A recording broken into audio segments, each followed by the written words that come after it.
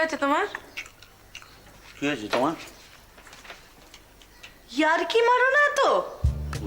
ইয়ার কি মারবো কেন? কি আশ্চর্য তুমি! আমি কথা বলি কি তোমার খালি মনে কি আমি ইয়ার কি মারছি নাকি? যাতে আমার মুখটা বোধহয় দেখলেই লোকে মনে হয় তাহলে আমি ইয়ার কি মারি।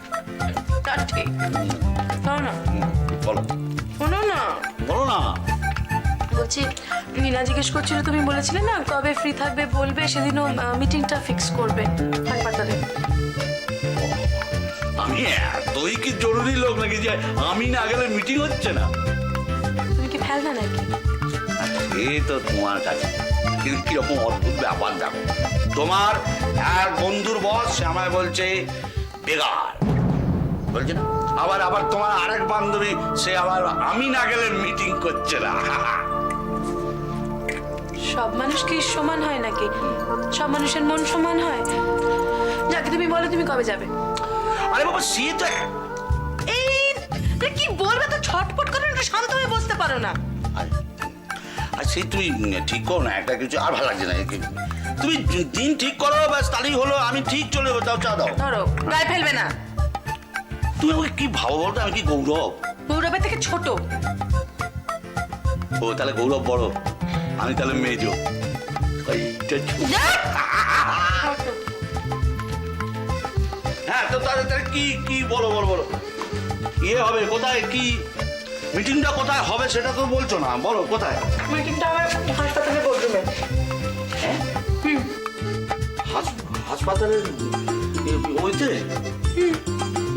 শুধু তোমার বান্ধবী থাকবে তো? তোমার শুধু বান্ধবী থাকবে কেন, অনেক লোক থাকবে। আর নীনা শাশুড়ি ভীষণভাবে বলেছেন আমরা যেন কাজটা পাই, ওরা কিন্তু ভীষণভাবে চাইছে। এবং সব থেকে বড় কথা আমাদের সেটা প্রমাণ করতে হবে যে আমরা কাজটা তুলতে পারবো। হ্যাঁ সে কাজটা দিলেই প্রমাণ করে দেবো, কিন্তু কাজটা না পেলে কি করে? এটা একটা মস্ত বড় অ্যাসাইনমেন্ট কিন্তু। আর সে তো আমি অস্বীকার করছি না। এবং এত অফিসিয়াল থাকবে, এত কোম্পানি অ্যাপ্লাই করেছে এই কাজটার জন্য, অতগুলো অফিসিয়ালের মধ্যে আমাদের কিন্তু প্রমাণ করতে আমরা কাজটা করতে পারবো। এটা ভালো করে বুঝে দেখো, তাহলে ওরা মাথা ঠান্ডা করে সিদ্ধান্ত নেবে কে কাজটা পাবে। ওরে বাবা, সে কিন্তু অনেক ডাক্তার ফাক্তার থাকবে। এই বলছে তাহলে আমি না না না ওই ওই গেলে অনেক ফটো ফটো ইংরেজি ফিংরেজি বলতে হবে। না না ওকে ফাইন বের করতে চল তোমরা না, আমি ওইসব বলতে পারবো না। তুমি একা যাও। না না ওকার মতো করো না, এটা আমার ভালো লাগে না। না না না কেন? না না না না না দেখো তুমি যতই আমাকে গ্যাস খাও, বাঙালি গ্যাস খেয়ে যাই পারুক করতে, ইংরেজিটা মোটেও বলতে পারবো। আমি তোমার সঙ্গে থাকবো তো, আমি তোমার পাশে থাকলে তোমার এত চিন্তা কিসের আমি তো বুঝতে পারি না। তাহলে ওইসব অনেক আরে বাবা ওখানে কি ইংরেজি বলতে হবে কে বলেছে? আমি নেই। কি নেই? অনেক বড় ব্যাপার। তো তুমি কিসে ছোট? এত সুন্দর একটা ব্যবসা তোমার, বাজারে এক পয়সা ধান নেই, ছেলে ভালো স্কুলে পড়ছে, গার্মেন্ট জামা কাপড় সম্বন্ধে তোমার এত ভালো জ্ঞান, এত ভালো অভিজ্ঞতা, তুমি বোঝো না? তাহলে যেটা বোঝো, যেটা বিশ্বাস করো, ওখানে গিয়ে সেটাই বলবে তুমি। বলবো করে না, বলবো। রাইট, আমি নীনার সঙ্গে কথা বলছি, একটা দিন ফিক্স করছি।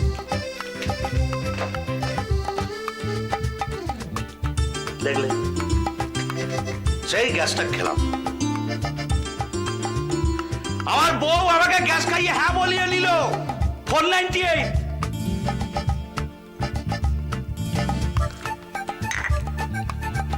ওকে, I am coming to your home.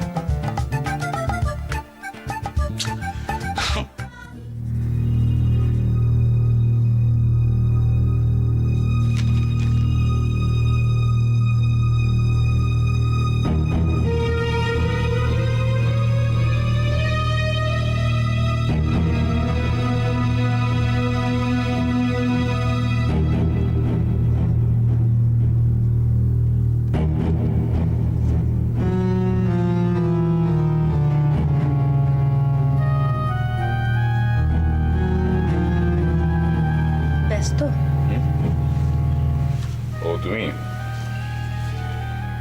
ব্যস্ত? দেখতেই তো পাচ্ছ এটা কাজ করছি। একটা কথা বলার জন্য তোমার কেবিনে আসা, না হলে তোমাকে বিরক্ত করতাম না। কথা না বাড়ি বলে ফেলো।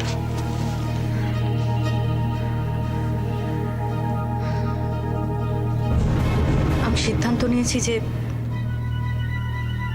অফিসে আমি আর কাজ করব না। কদিন বাদেই সবাই জানতে পারবে আমি মা হতে চলেছি।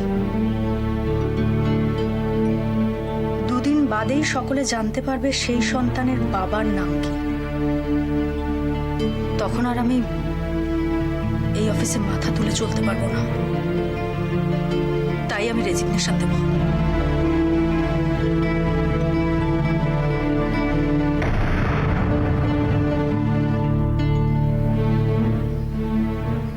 আমি জানি অরিন্দম,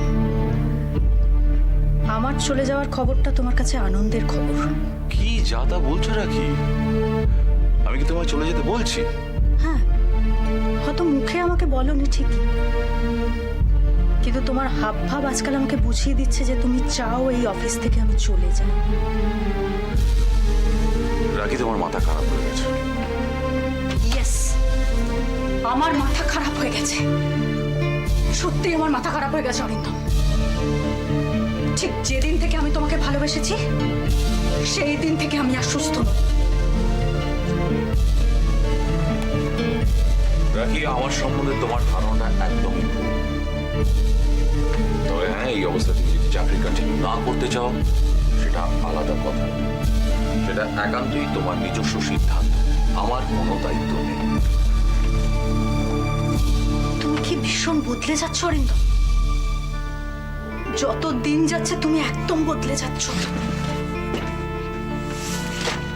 আমি বদলাচ্ছি না, বদলে যাচ্ছে তোমার দেখা চোখটা। আমার দেখার চোখ বদলাচ্ছে?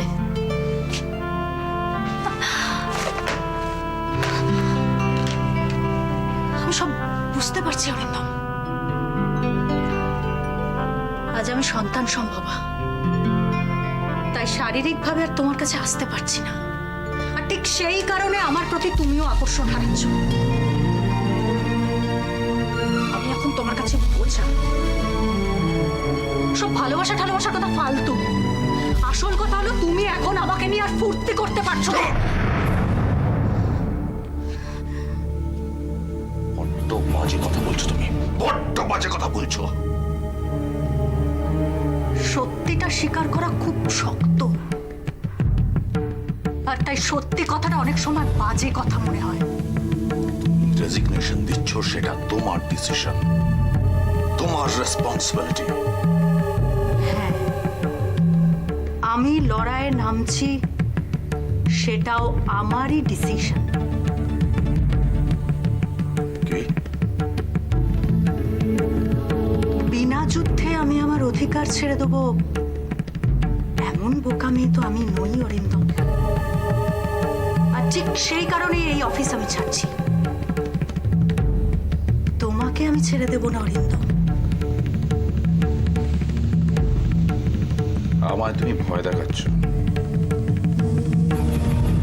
ভয় না, জানিয়ে দিচ্ছি, এতদিন তুমি আমার প্রেমিকা রূপটাই দেখেছো। এখন থেকে দেখবে এক অন্য আমিকে। তৈরি থেকো।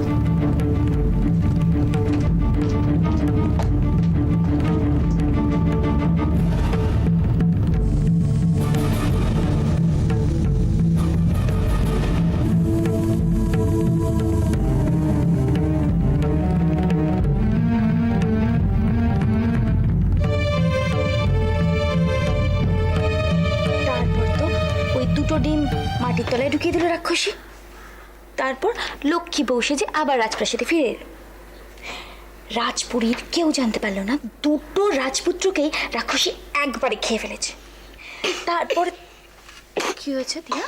দিয়া দিয়া দিয়া চল খাও, চল খাও, চল চল আস্তে আস্তে।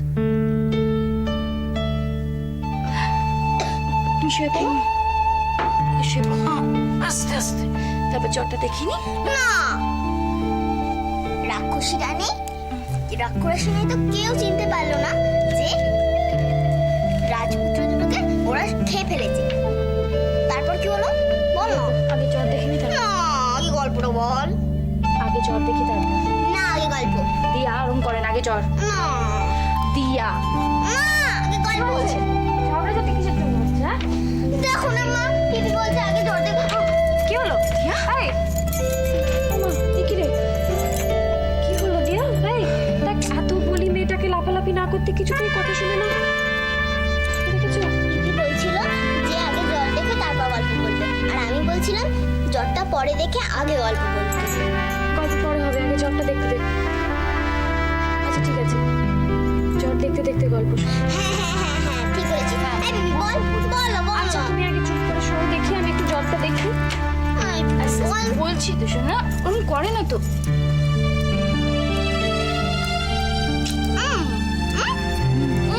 আহ!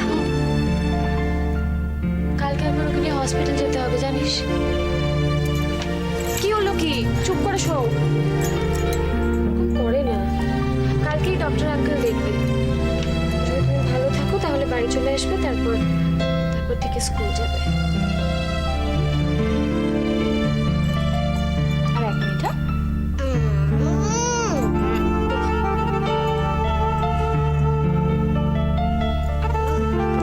একশো। তার মানে জ্বর তো আছে। একশো। আমি এটা ধুয়ে আছি। আচ্ছা আঙ্কেল যাবে না?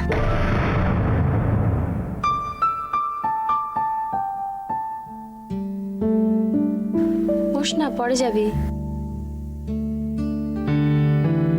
আঙ্কেল যাবে তো? হ্যাঁ রে বাবা, যাবে যাবে। তিয়া সোনা হসপিটালে থাকবে আর আঙ্কেল যাবে না, হতে পারে কখনো? আঙ্কেল থাকলে আমরা আর কাউকে চাই না। তাই নাকি? ঠিক আছে বৌদি, আমরা কেউ যাব না, তিয়া শুধু আঙ্কেলের সাথে যাবে, ঠিক আছে? আচ্ছা পিপি, পিসা আসবে না আমাকে দেখতে?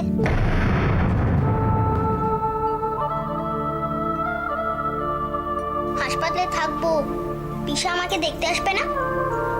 পিসা তো আমাকে দেখতেই আসে না, কেন রে পিপি? ঈশা তো তোমাকে দেখতে আসতে চায় শোনা। তাহলে আসে না কেন? পিসার যে অফিস আছে, অনেক কাজ আছে, তারপরে পিসা তো বাইরে গেছে না অফিসের কাজে, এলেই ছুটতে ছুটতে ছুটে ছুটে তোমার কাছে চলে আসবে। প্রমিস? আচ্ছা হয়েছে, অনেক কথা হয়েছে, এবার একটু এপাশ ফিরে শো, চোখটা বন্ধ করো, করে শোয়ার চেষ্টা করো।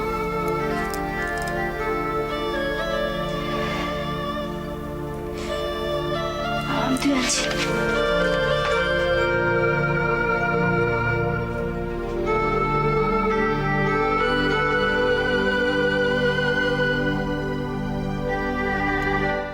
এসো এসো শঙ্কর বাবু, এসো। কি ব্যাপার, সব গেল কোথায়? আরে আর বলো না, সবাই মিলে দেখি মন খারাপ করে কাঁদবার তোড়জোড় করছে। দিয়েছি সবাইকে বাইরে বাইরে, বলেছি আর ফুচকা খাওয়ার ইচ্ছে ফুচকা খেয়ে এসো, যাবে ভেলপুরি খাওয়ার ইচ্ছে ভেলপুরি খাও। ঠিক করিনি? হ্যাঁ হ্যাঁ ঠিক করেছি। দিয়ারানি কোথায় ঘুমোচ্ছে? হ্যাঁ, ওই কাল তো হাসপাতালে কেমো শুরু হবে, দিলাম ঘুম পাড়িয়ে। হ্যাঁ ভালোই করেছে। শোনো, এই ডাক্তার যাই বলুক না কেন, যতই বলুক যে কেমোতে কিছু হয় না, ওর কিন্তু একটা সাইড এফেক্ট থাকবেই। গা বমি বমি ভাব, দুর্বলতা। এখন দিয়ারানির এই কষ্টটা কিন্তু তোমাদেরই ভুলিয়ে রাখতে হবে। গান গেয়ে নেচে। চেষ্টা করবো শঙ্কর বাবু, আমি খুব চেষ্টা করবো। খুব ভালো হতো যদি লতা মা আবার গানটা ধরে। দিয়ারানি তো মার গান শুনতে খুব ভালোবাসে। ঠিক আছে, এতে এক ঢিলে দুই পাখি মারা যাবে। লতা আমার গানের প্র্যাকটিসটাও হবে, দিয়ারানিও খুশি থাকবে। ঠিক আছে, আমি নিশ্চয়ই দেখবো যাতে লতা বা গান দেখবো। রবি, তোমাকে একা পেয়ে গেলাম, ভালোই হলো। এইটা নাও, এতে 10 আছে। কালকে তো হাসপাতালে লাগবে, ডাক্তার নার্স ওষুধপত্র কত কি খরচ আছে। এটা ধরো ধরো ধরো। অবশ্যই 10-এ যদি না হয় তাহলে তো যাই হোক, আমি তো জানতে পারবো। আমি তো রয়েছি, আমি দেখো আরও টাকা তুলে রাখবো। কেননা বলা তো যায় না এমার্জেন্সি খরচ কখন কি লেগে যায়। যাই হোক, আমার মনে হয় 10-এ হয়ে যাবে, না হলে আমি দেখব। রবি, কি হলো? কি বলবো বলো তো? বুঝতে পারছি না। ধন্যবাদ, আমরা সবাই তোমার কাছে কৃতজ্ঞ। এইসব কথা বলার দরকার আছে কি? বাবা ছেলেকে টাকাটা দিচ্ছে, দেয়ার এন্ডস দ্য ম্যাটার। ধন্যবাদ, কৃতজ্ঞতা এইসব শব্দ আসছে কোত্থেকে? ঐশী, জানি না শঙ্কর চৌধুরী কি এখনো তোমাদের কাছে সেরকম বাইরের লোক, আউটসাইডার হয়ে আছে যে ধন্যবাদ কৃতজ্ঞতা এগুলো বলতে হবে? শঙ্কর চৌধুরী খুব রাগ হয়েছিল জানো, যখন মার কাছে প্রথম তোমার কথা শুনলাম মনে হয়েছিল বুড়ো বয়সের ভীমরতি। ছোটবেলার প্রেম তো ছোটবেলায় শেষ হয়ে গেলে ভালো হতো, তা নিয়ে এত মাতামাতি কিসে? তারপর যখন সেই শঙ্কর চৌধুরী, মার শঙ্কর দা, আমার আর লতার শঙ্কর কাকু, দিয়ার নতুন দাদু আস্তে আস্তে আমাদের পরিবারের ছাতা হয়ে উঠল। সব দুঃখ কষ্ট বুক দিয়ে আগলাতে লাগলো। তখন মার সেই শঙ্করদা, কোথাকার কোন এক শঙ্কর চৌধুরী, এই রবি গুহর হঠাৎ একদিন বাবা হয়ে গেল।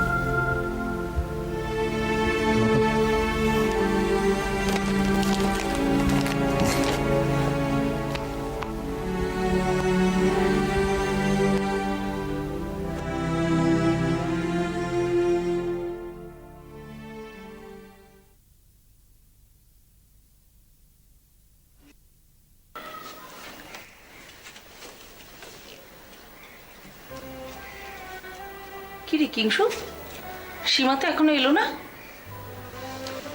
এসে যাবে। আরে কলকাতা শহরের রাস্তাঘাট জানোই তো, বাস ট্রাম, ও তো একটু দেরি তো হতেই পারে। সেই তো। তাছাড়া ওই অফিসেও late hours of the duty হয়, এসে যাবে না। কিন্তু এত দেরি হচ্ছে কেন বলো তো?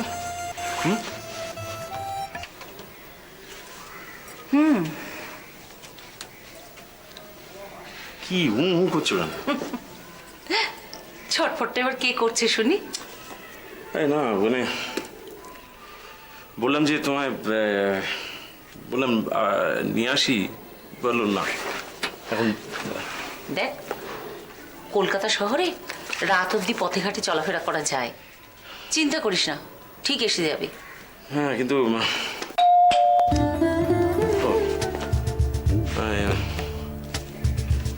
যাও যেমনই এতক্ষণ তো ঘড়ি দেখে দেখে পাগল হয়ে যাচ্ছিলি, এখন দরজা খোলার বেলাতেই আরে যাও না।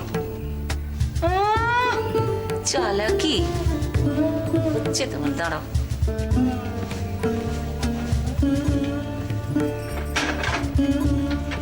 আরে এসো এসো সীমা, আমরা তোমার জন্যই অপেক্ষা করছিলাম।